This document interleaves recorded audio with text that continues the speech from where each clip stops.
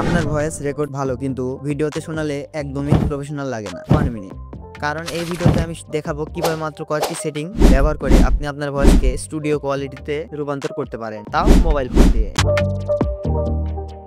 Guys, স্বাগতম অ্যালগ্রো ওয়াইটি চ্যানেলে, যেখানে আপনি পাবেন কন্টেন্ট ক্রিয়েটরদের জন্য টিপস এবং টিউটোরিয়াল।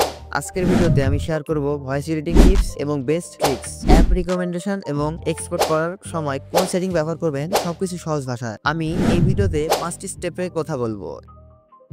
স্টেপ নাম্বার 1, রেকর্ডিং এর আগে সাইলেন্ট জায়গা নির্বাচন করুন। প্রথম শর্ত, ভালো ভয়েস মানেই সাইলেন্ট ব্যাকগ্রাউন্ড, এর জন্য কাপড় ভর্তি ঘরই বেস্ট।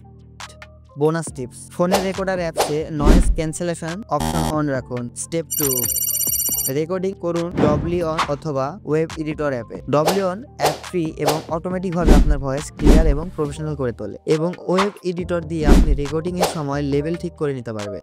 স্টেপ 3, ভয়েস এডিটিং করুন লেক্সিস অডিও এডিটর বা FL স্টুডিও মোবাইল দিয়ে। অ্যাপসের ভিতরে যাওয়ার পর নয়েজ রিডাকশন দিন, ব্যাকগ্রাউন্ড সাউন্ড রিমুভ হবে। এরপর ইকুয়ালাইজার বা অ্যাম্পলিফায়ার সেট করুন, যেমন এখানে বেস কম বেশি করতে পারেন, কিছুটা বাড়াতে পারেন, এবং ট্রাভেল পুরোটা হাই করতে পারেন বা আপনার ভয়েস মোতাবেক করতে পারেন।